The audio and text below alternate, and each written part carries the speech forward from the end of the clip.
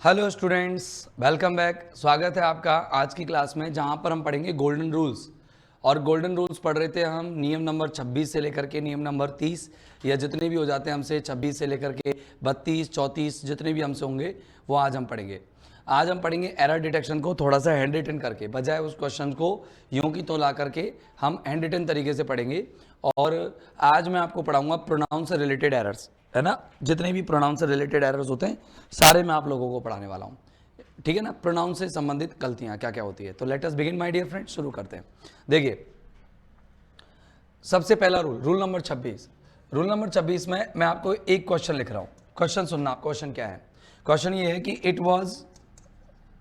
It was me who always helped you.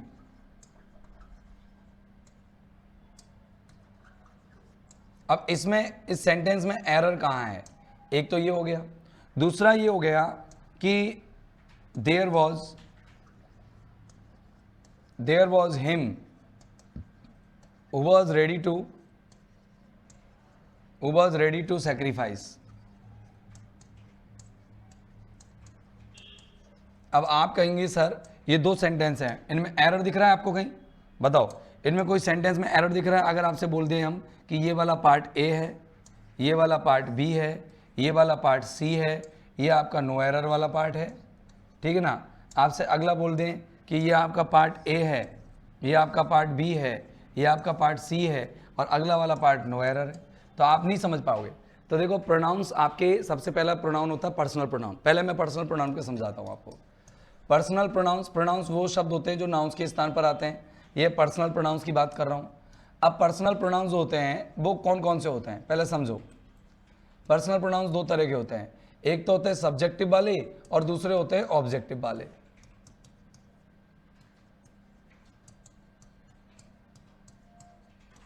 ठीक है ना। अब सब्जेक्टिव वाले कौन कौन से पर्सनल प्रोनाउंस होते हैं, लेट्स सी। चलो देखते हैं। सब्जेक्टिव का होता है आई, वी, यू, ही, शी, दे और इट, ये होता है, ठीक है ना। 7 हो गए। और इनके जो ऑब्जेक्टिव होते हैं वो आई का मी, वी का अस, यू का यू, ही का हिम, शी का हर, और दे का देम, और इट का इट। इट और यू तो एक जैसे ही रहते हैं, चाहे सब्जेक्ट में ले लो चाहे ऑब्जेक्ट में ले लो, इट और यू तो एक जैसे रहते हैं, बाकी के सब बदल जाते हैं। अब इसका एक पहला कॉन्सेप्ट है। पहला कॉन्सेप्ट क्या है आप समझना। पहला कॉन्सेप्ट ये मेरे भाई कि कॉन्सेप्ट नंबर 1 यूं कहता है कि ये वर्ब है, और वर्ब से पहले तो सब्जेक्ट आता है, मतलब वर्ब से पहले तो आप सब्जेक्टिव वाले प्रोनाउन लगाओगे और वर्ब के बाद ऑब्जेक्टिव वाले प्रोनाउन लगाओगे, हाँ या ना? बोलो, क्लियर है मैटर? ठीक है। ये इधर सब्जेक्टिव और इधर ऑब्जेक्टिव। इधर आई तो इधर ये हिम लगाना पड़ेगा, ही नहीं लगा सकते उधर। इधर अगर शी लगाओगे तो उधर आपको हिम लगाना पड़ेगा या मी लगाना पड़ेगा, आप आई नहीं लगा सकते। इधर शी, इधर हर नहीं लगा सकते, इधर हिम नहीं लगा सकते, यानी इस लिस्ट में से इधर नहीं लगा सकते और इस लिस्ट में से इधर नहीं लगा सकते। दूसरा पॉइंट बनता है कि अगर बी फॉर्म वर्ब आती है, बी फॉर्म वर्ब कौन कौन सी होती है? Is, am, are, was, were, be, been, being.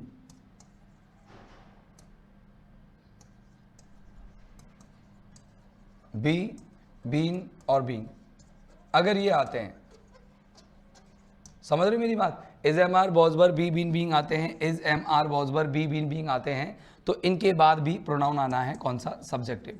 कौन सा प्रोनाउन आएगा दोस्त? सब्जेक्टिव प्रोनाउन आएगा। सर सब्जेक्टिव मतलब यानी ये वाली लिस्ट में से कोई एक आएगा। अब देखना जरा, मैंने क्या कर रखा है, यहाँ पर बॉस दे रखा है ना, हाँ है ना, इनमें से ही है ना बॉस। अब इसके बाद देखो प्रोनाउन कौन सा लगा रखा है, कौन सा है? ऑब्जेक्टिव है ना, गलत है। ऑब्जेक्टिव वाले नहीं आएंगे, सब्जेक्टिव वाला आएगा, ये ध्यान रखना है आपको। तो मी को काट के अपन को क्या करना है? आई। एक प्रोनाउन ये भी है, क्रिया के बाद है, तो ये ऑब्जेक्टिव और सब्जेक्टिव एक जैसा होता है, इसमें कोई फर्क नहीं पड़ने वाला। अब देखो यहाँ पर फिर से बॉज आ गया। बॉज के बाद आने वाला प्रोनाउन सब्जेक्टिव होगा, एम की जगह क्या करना है? ही। तो ये आपको बस ये एरर निकला, इसमें ए में एरर निकला, इसमें बी में एरर निकला। बात समझ में आ गई? पहला पॉइंट क्लियर है? यस और नो? पहला पॉइंट क्लियर है, हाँ या ना? बताइए जल्दी, क्लियर है ना? क्या क्लियर हुआ बताना जरा। कि सब्जेक्ट जो है, सब्जेक्ट और ऑब्जेक्ट ये दोनों वर्ब के आगे पीछे आते हैं, लेकिन बी फॉर्म वर्ब के बाद भी सब्जेक्टिव भी आता है, यानी कि आई आएगा ना, इज, एम, आर के बाद, वाज, वर के बाद, बी, बीन, बीइंग के बाद आई आएगा, मी नहीं आएगा, अस नहीं आएगा, वी आएगा, ठीक है ना। ऐसे याद रखना आपको। अगला रूल है, रूल ये भी प्रोनाउन से रिलेटेड रूल है, ये समझना आप क्या है। क्वेश्चन देखना आप, क्वेश्चन लिखना मेरे साथ साथ। जैसे क्वेश्चन लिखा कि you I and he, you I and he are ready to surrender. दूसरा एग्जाम्पल,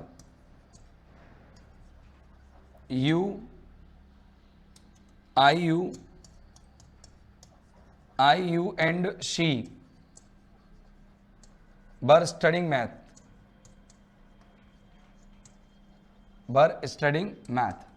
अब ये है आपके सेकंड रूल या सेकंड कॉन्सेप्ट। अब इसमें कहाँ एरर होगा, तो अगर तीनों पर्सन्स के, मतलब आपको अंग्रेजी में ये याद रखना है कि देखो एरर तो इसमें है। अब क्या एरर है ये आपको समझ में नहीं आया होगा, सर इसमें क्या एरर है, कि क्या गलती है सर, ये सही तो लग रहे हैं हमको, तो कोई दिक्कत नहीं लग रही।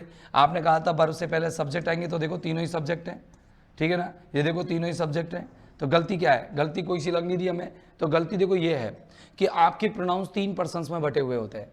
एक तो होता है फर्स्ट पर्सन जिसको अपन कहते हैं आई और वी, एक होता है अपन का सेकंड पर्सन जिसे हम कहते हैं यू, एक होता है अपन का थर्ड पर्सन जैसे हम कहते हैं क्या, ही, शी, इट, दे, और कोई भी नाउन थर्ड पर्सन में जाता है। कोई भी नाउन, कोई भी व्यक्ति वगैरह का नाम होगा वो थर्ड पर्सन जाता है। अगर ये तीनों पर्सन्स के प्रोनाउन या किन्हीं दो पर्सन्स के प्रोनाउन एक साथ आ जाएं, अगर किन्हीं दो पर्सन्स के प्रोनाउंस एक साथ आ जाते हैं, अगर दो पर्सन्स के प्रोनाउन एक साथ आ जाएं या फिर तीनों एक साथ आ जाएं, तो इनका क्रम होता है 2 + 3 + 1, यानी कि यूरेनियम 231। ये याद रखना, पहले सेकंड पर्सन आएगा, पहले यू आएगा, फिर ही, शी, इट, दे में से कोई एक लेंगे, ही, शी, इट और दे में से कोई एक लेंगे या नाउन लेंगे, ठीक है ना, और इसके बाद आई और वी में से कोई एक आएगा। ऐसे आएंगे। अब देखो मैंने क्या कर रखा है, सेकंड तो सेकंड की जगह पे लिख रखा है, लेकिन पहले मैंने फर्स्ट नंबर ले रखा है, तो ये गलत है। यहाँ पर ये सही होगा और ये होगा ही एंड आई। अगले में तो मैंने पूरा ही क्रम गलत कर रखा है, ये सेट होगा यू, शी एंड आई। बोलो क्लियर हुआ, आई हुआ समझ में। तो अगर तीनों पर्सन्स के प्रोनाउंस एक साथ आए तो इनका क्रम होता है 231, यानी कि पहले सेकंड पर्सन आएगा, फिर थर्ड पर्सन आएगा, फिर फर्स्ट पर्सन आएगा, second person, third person, first person. ये आपको माइंड सेट करना है अपना, कर लोगे, ठीक है। अब चलते हैं अपन आगे। रूल नंबर 28 क्या कहता है, रूल नंबर 28 समझना ये भी प्रोनाउंस से रिलेटेड हम पढ़ेंगे। एक क्वेश्चन मैं आपको दे रहा हूं, बताना, सोचना, बुद्धि लगाना कि इसमें क्या आंसर होगा। I was not afraid of he there। दूसरा है we were staring at, हम घूर रहे थे, staring at there। ये सिंपल से एग्जाम्पल लिया है मैंने। एरर निकालो, सोचो, बुद्धि लगाओ, क्या होगा। तो मैं आपको इसके लिए एक बहुत बढ़िया सा रूल बता रहा हूँ। तो आप सोच रहे होंगे कि सर ये ऑफ ई थोड़ा सा हमें ऑड लग रहा है, बिल्कुल सही है, ऑफ ई और ऑफ ई के अलावा एट दे, ये ऑड ही है, ये गलत है। कैसे गलत है, अब समझो उसका रूल क्या कहता है। मान लो कि कोई प्रपोजिशन आ रही हो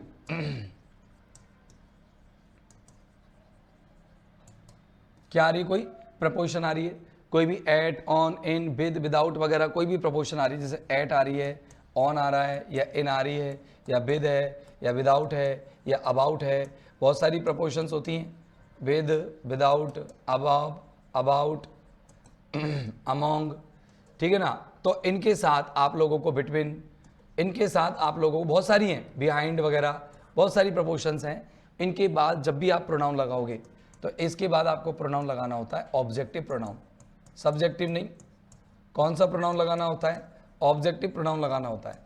यानी कि आपको लगाना होगा आई नहीं मी, ही नहीं हिम, शी नहीं हर, दे नहीं देम, वी नहीं अस। यू और इट तो एक जैसे होते हैं दोनों साइड में, ठीक है ना। तो अब देखो, अब बताओ, यहाँ पर मैंने ही लगा रखा है, जबकि ही नहीं आएगा, कौन आएगा, हिम आएगा, और यहाँ पर दे नहीं आएगा, देम आएगा। क्यों सर, ये ऑफ प्रपोजिशन है और एट भी प्रपोजिशन है। ऑफ भी प्रपोजिशन होती है, आपको पता होगा, ऑफ प्रपोजिशन होती है, बिहाइंड प्रपोजिशन होती है, ठीक है ना, बीनीथ प्रपोजिशन होती है, बिलो प्रपोजिशन होती है, बीनीथ, बिलो, फ्रॉम, बहुत सारी प्रपोजिशन होती है और कुछ तो आपको आइडिया होगा, नहीं होगा तो अपन धीरे धीरे आगे सीख लेंगे। देखो एरर डिटेक्शन के क्वेश्चन करने से पहले आपको जरूरी है चीज़ों की नॉलेज हो। तो चैप्टर भी पढ़ने हैं, एरर डिटेक्शन के क्वेश्चन तो मैं करा ही रहा हूँ आपको अलग से, बाकी चैप्टर भी पढ़ने हैं। तो आपको ये प्रोनाउन से रिलेटेड ये बात ध्यान रखनी है कि प्रपोजिशन के बाद आने वाला प्रोनाउन ऑब्जेक्टिव होगा। क्या होगा मेरे भाई? प्रपोजिशन के बाद आने वाला प्रोनाउन ऑब्जेक्टिव होगा। प्रपोजिशन के बाद आने वाला प्रोनाउन ऑब्जेक्टिव होगा। माइंड सेट कर लो, प्रपोजिशन के बाद आने वाला प्रोनाउन ऑब्जेक्टिव होगा। So my dear students, let us move to the next point, point number 29। चालू करें पॉइंट नंबर 29। अब देखिए साहब, मैंने एक एग्जांपल लिखा कि between you and I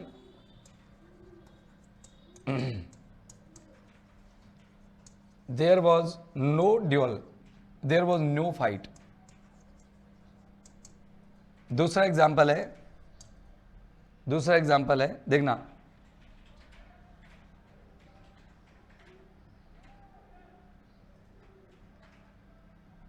parents या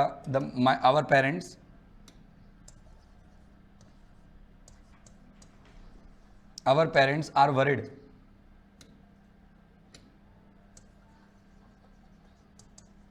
पेरेंट्स आर वरिड, हमारे माँ बाप बड़े चिंतित हैं, worried about you and I. ये हो गया। अब तुमको ये ध्यान रखना है कि इसमें क्या गलती है। प्रोनाउन से रिलेटेड है तो तुम्हारा ध्यान प्रोनाउन पर होगा। आपको ये लग रहा होगा कहीं यू एंड आई में कोई गड़बड़ है। सही है, गड़बड़ आपको लग रही है, जो सही है, जगह सही है आपकी, जहाँ गड़बड़ वाली जगह है आपको सही लग रही है, बिल्कुल सही है कि ये गड़बड़ वाली जगह है। क्यों गड़बड़ वाली जगह है समझना। जब दो प्रोनाउंस कंजंक्शन से जुड़े हों, यदि दो पर्सनल प्रोनाउंस कंजंक्शन से जुड़े हों,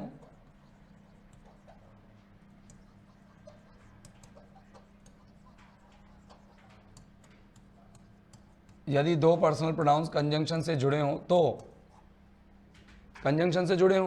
तो क्या करते हैं अपन? दो पर्सनल प्रोनाउन से कंजंक्शन से जुड़े हो तो दोनों का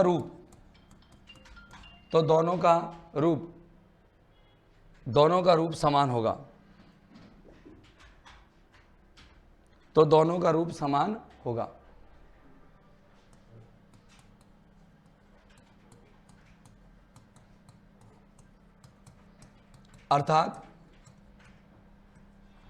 अर्थात या तो दोनों सब्जेक्टिव होंगे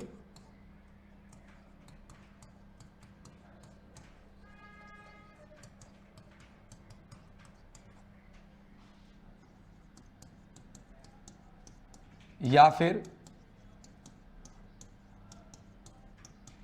दोनों ऑब्जेक्टिव होंगे। या तो दोनों सब्जेक्टिव होंगे या दोनों ऑब्जेक्टिव होंगे। मतलब अगर प्रपोजिशन, अब देखो यहाँ पर प्रपोजिशन के बाद आ रहे हैं। अब प्रपोजिशन के बाद कौन आता है? ऑब्जेक्टिव। तो ये तो ऑब्जेक्टिव है, तो फिर ये भी ऑब्जेक्टिव ही होना पड़ेगा क्योंकि प्रपोजिशन के बाद ये आ रहा है। ठीक है ना? कौन है? यू। अब यू सब्जेक्ट है कि ऑब्जेक्ट है ये समझ में नहीं आ रहा, तो ये ऑब्जेक्ट ही है। क्यों? क्योंकि प्रपोजिशन है ये, और प्रपोजिशन के बाद आने वाला प्रोनाउन अभी पढ़ा है जस्ट इससे पहले वाले रूल में, ऑब्जेक्ट होगा। तो ये ऑब्जेक्ट, तो इसको भी ऑब्जेक्ट होना पड़ेगा, यहाँ पर मी करना पड़ेगा आपको। ऐसे ही यहाँ है, ये प्रपोजिशन आ रही है, प्रपोजिशन के बाद आपका यू ऑब्जेक्ट ही है। अब यू का चक्कर ये ना, यू पता नहीं लगता कि सब्जेक्ट है कि ऑब्जेक्ट है। इस स्थिति में यहाँ पर आपको क्या करना है? यहाँ पर आपको आई की जगह मी करना है, क्योंकि ये भी ऑब्जेक्ट है तो ये भी आपको ऑब्जेक्ट चाहिएगा। बोलो बात क्लियर हो गई? मतलब एक साथ जुड़ने वाले दोनों प्रोनाउन आपको ऑब्जेक्टिव फॉर्म में चाहिएंगे। हाँ,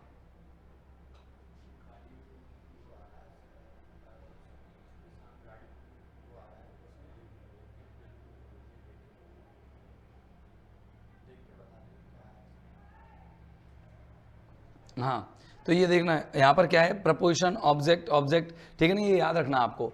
अब अगला पॉइंट देखिए, अगला पॉइंट क्या है, रूल नंबर 30 है।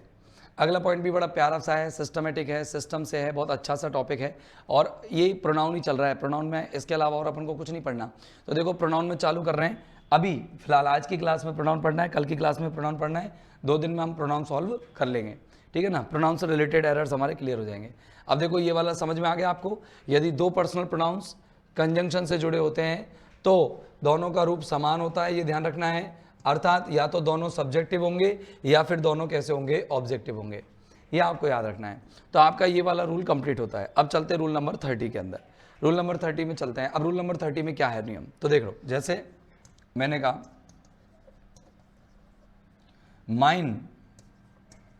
Mine book is on your table, mine book is on your table, पहला।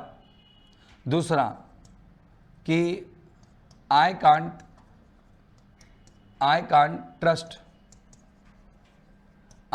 ट्रस्ट योर्स थॉट्स, या I can't trust yours statements, मैं तुम्हारे स्टेटमेंट्स पर ट्रस्ट नहीं कर सकता। ठीक है, अब देखो गलती क्या है, तो याद रखना पजेसिव प्रोनाउन से रिलेटेड एरर है। क्या है? पजेसिव प्रोनाउन से रिलेटेड एरर है। मैं आपको समझा देता हूं कि पजेसिव प्रोनाउन क्या होता है। चलो let us discuss. Possessive pronoun क्या होता है, ये लिख दिया मैंने, पजेसिव प्रोनाउंस। ये दो तरह के बनते हैं, एक तो होते हैं पजेसिव एडजेक्टिव और एक होते हैं पजेसिव प्रोनाउन।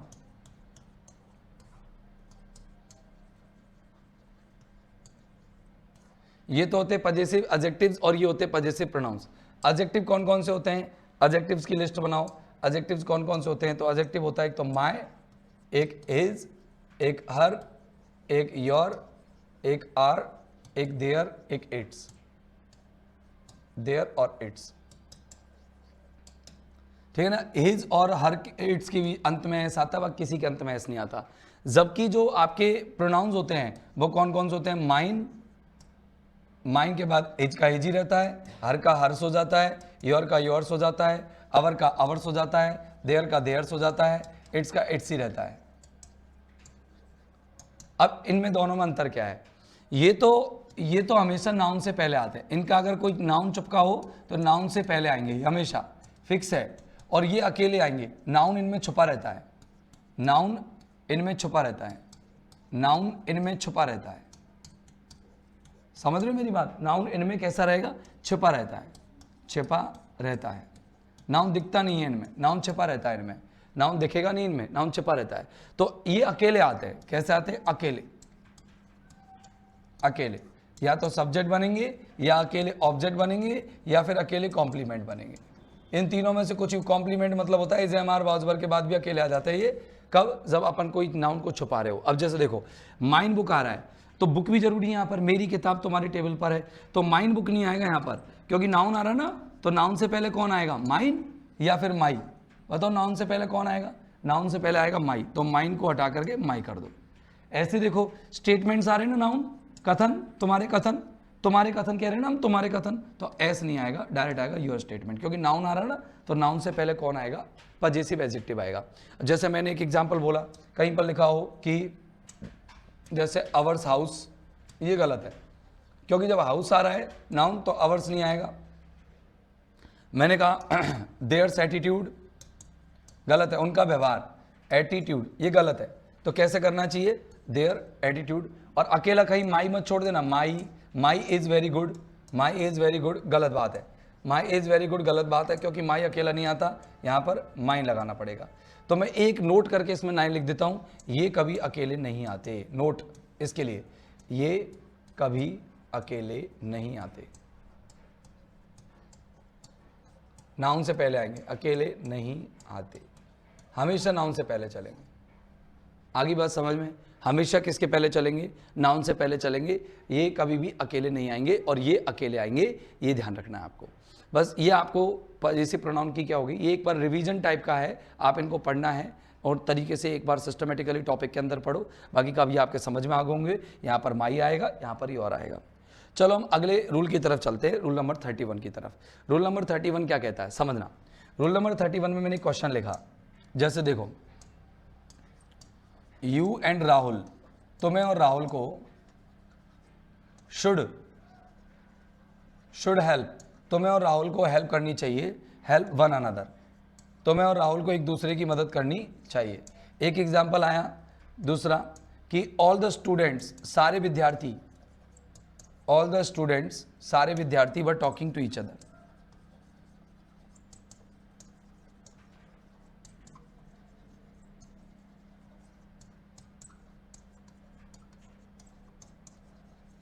ये लीजिए।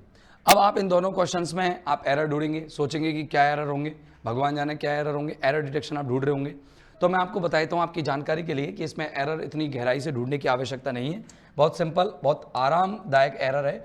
एरर ये है मेरे भाई, ये अच्छे से समझ लेना कि दो चीज़ें होती है, एक तो होती है ईच अदर और एक होती है वन अनदर।